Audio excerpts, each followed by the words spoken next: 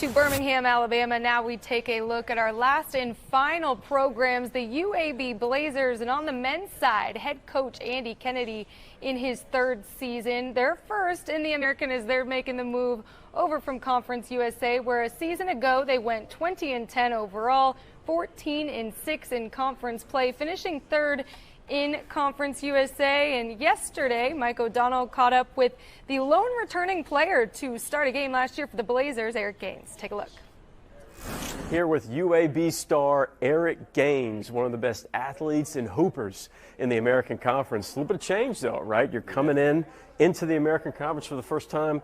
How's that conversation been with you guys? It's been good. We've been talking to coach, different teams, different competitive natures with different teams, and just feel like we've got to come together and do what we got to do to be successful in this conference. Okay, yeah, but coming together, though, you had a lot of new faces this year. Can you give me one or two guys you think might surprise some UAB fans? We have an outstanding athlete named Chris Coleman, and we have a guy from upstate New York named AJ, but we call him Alejandro. Alejandro. Okay, so Alejandro. All right. Yeah. Those two guys, I feel like they're going to stand out the most. But what are we supposed to, for fans in the American Conference, maybe haven't seen you guys play much, like what does UAB basketball mean to you and what you want to show to them? UAB basketball means a lot to me and the fans, I want to bring that excitement out this year. We had a lot of fans last year, but I feel like this year's group, we got a lot of more athletes, and I feel like the crowd would be more amazed with this team. Bartow Arena is tough, man. When that place is packing, how great is that? Oh, it's amazing. It's loud. Love it. Great fans, great atmosphere, great spirits. Great fans, great atmosphere, great spirits. That's Yes, a tagline for Bartow Arena. Yes, sir. The UAB Hall of Famer and head coach for the Blazers, Andy Kennedy, now joins us here on the set. Coach, welcome to the American. I was reading in the Almanac, they said that you, of all the teams in the American, are the hardest team to prepare for. We got tough competition, Memphis, Florida Atlantic, but you guys, the biggest challenge. Why do you believe that is? Well, I think we do a number of different things. Let me start. I don't want to start on a contentious note, but that graphic said we were 20-10 last year.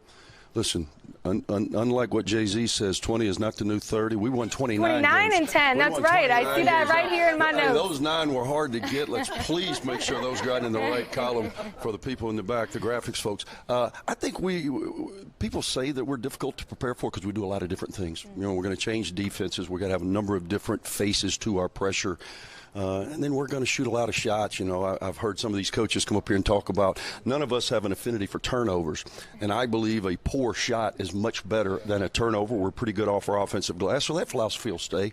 A lot of new faces, no more Jelly Walker, no more Trey Jemison anchoring us at the basket, but we've got an exciting new group of guys. You talk about turnovers. Turnovers are rhythm killers, right? So is that a big aspect of coach killers? Listen, now I've got an earpiece. Sanity killers. Turnovers. I'm back on the dark side. No, I don't need any more competition from you coaches. No. Stay where you're at, will you?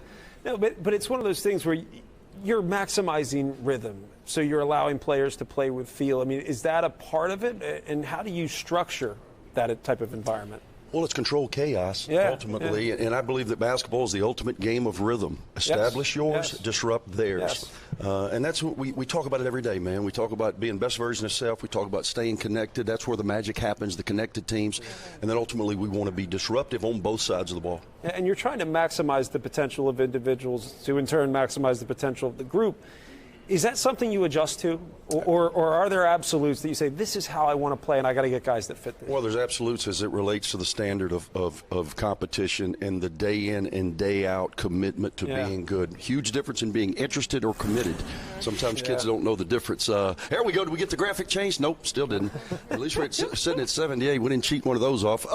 No, but we hold them accountable day in and day out to the standard, and then obviously we evolve based on the skill set of a current group. We'll play different this year than we played last. We'll still try to play to a philosophy of fast, disruptive, and put our guys in the best position possible to be successful. Also sounds fun, by the way. Well, you know how you spell fun in Birmingham, W-I-N. Yes. There's winning and there's misery, and there's really no in between.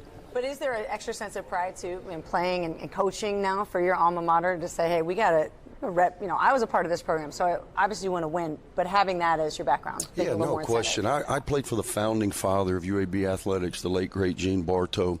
And so when I came back, I coined the phrase, I want to get UAB basketball back to the Bartow standard. And people say, what do you mean by that? Well, that means competing for championships and playing meaningful basketball in the month of March. We've been able to do that in all 3 seasons. We've won 78 games, which is the 5th most in college basketball over the last 3 years. So we feel really good about the momentum that's been created, and we look forward to taking that into this new challenge of the American Athletic Conference. To make that NIT championship game a season ago, despite not coming out on top, what did you learn about that group that you can take into this season? While it is somewhat of a new core, but you as a head coach personally. You know, we bring 4 guys back that were a part of that run, and they enjoyed the opportunity. You win 4 games in postseason basketball. We played till the Thursday prior to the NCAA Final Four, so we played late into the season. We were in Vegas for 5 days, and that's too many. Ultimately, it got us. We shouldn't have had that off day between us. So about 3 days is my max. So that 5th day, we were a little sluggish and didn't get it done against another Conference USA opponent in North Texas. Conference USA had a tremendous season last year, obviously capped by the tremendous job that Dusty May and Florida Atlantic did, the story of college basketball. But as a league, we're 19-3, and all of those wins came with us to the American Conference. What do you make of the American now? I mean, adding 6 teams, so you lose Houston, UCF, and Cincinnati, and I think those names are big names, right? Sure, they're big brands. But if you think about the quality of basketball in particular coming in, you know, the outlook should be pretty positive for this conference. Yeah, ultimately, you know, you make your hay in the non-league. Yeah. We certainly have challenged ourselves, and I've looked around at a lot of the other non-con schedules, and a lot of teams in our league are going to challenge themselves early. We have to win some of those games so that when we get into the gauntlet of league play, people ask me all the time. I've coached in the Big East. I've coached 12 years in the SEC, and they say, "What's the hardest league in the country?" It's the one you're in. That's how coaches look at it. So the league is going to be very, very challenging. But I think if we can do what we need to do as a group heading into conference play, we'll put ourselves in a position to be a multi-bid league. I want to go back to something. Brooke, you asked a question about pride, and it almost made me feel like, is it pride or does it feel like responsibility to come back and coach there? No, it's a great responsibility. That's a good point. It's a great responsibility because I know what it's like to have Bartow Arena rock, and I know what it's like for that city, believe it or not, right in the heart of college football. I don't know if you heard that, you know, the SEC right there, right downtown. They kind of get excited about that oblong ball, but I know what it's like if we can get the city on fire for college basketball, and I think we've got a group that our city can get excited about. That's exciting. It's almost like opportunity is something we seek out, but we only serve it well if done with the sense of responsibility behind it. Sorry, I'm being like a philosopher all of a sudden. But like, write that down. Dante over here. It makes sense. I think of it like my brother just took an assistant job at Penn State, and it goes so far beyond that, right? We were talking about that's what, you have to sell it. I have no new neighbors that I haven't met. Thanks, Joe. Yeah, thanks. But you know, there's something that you can't even describe until you even get through it. No, you're right.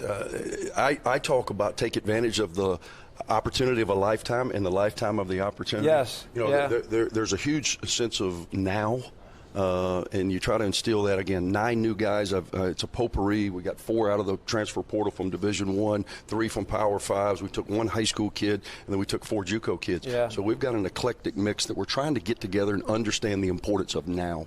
Your team plays this freestyle of basketball. It's always fun to watch. But even when you're given that green light, is it hard to either tell guys to be more selfish or be less selfish? How do you have that conversation? Well, we just want to play the right way. I mean, sometimes guys make it a little more complicated than it has to be. You know it's a good shot and a bad shot. You know what is acceptable and what is not acceptable. And there is a little bit of a misnomer. I've been known as this gunslinger, and we just let our guys go out and shoot a bunch of balls. No, we let the guys that can make them shoot them. You know, I mean, you have to. You are what your numbers say you are. You know, you got to prove that over time, and we do that throughout the off season. But the guys that are going to shoot a lot of balls, i.e., Jelly Walker or a Marshall Henderson or a Stephon Moody, you know, great players that I've had in the past, they've got to earn that right for sure. So you get through this season. You know, how do you project with the team this year? You have about 9 new pieces coming in. Is it really about how you operate, or is it about how you finish? Well, ultimately, people ask me all the time, hey, what do you do for a living? I'm in the scoreboard business. Yeah. Oh, you sell scoreboards? Well, I mean, kind of. Those numbers up there better make sense, or, again, they're going to be giving me an earpiece and the producer's going to be counting me out. So it's important that you got to win basketball games, no question. But for me, I honestly, not to give you coach speak, I don't get into, hey, this number of wins is going to equate to a productive season. Yes. Hey, man, I don't know how good this team can be. We won't know. This will be a journey. We talk about stacking work and at the end standing on that work, and we want to have a good view at the end. So then how do you gauge progress? Maybe I should ask it that way. Based on playing to the potential of your group. Yeah. Right now there's so many moving parts. We're trying to figure out really schematically what's the best way for this team to play in order to put itself in the best position possible to be successful. Because at the end of the day, that's my job. My job is to figure out the strengths of this team and make sure that I am playing to those strengths. And we're in the process of doing that now. Hopefully we'll have that figured out by November 6th. The games will come quick. It'll be here before we know it. Coach, welcome to the American. Thank you for joining us today and looking forward to seeing what you all do here in year one in the conference. Fantastic. Appreciate the time. Thank you, guys. Thanks, Coach.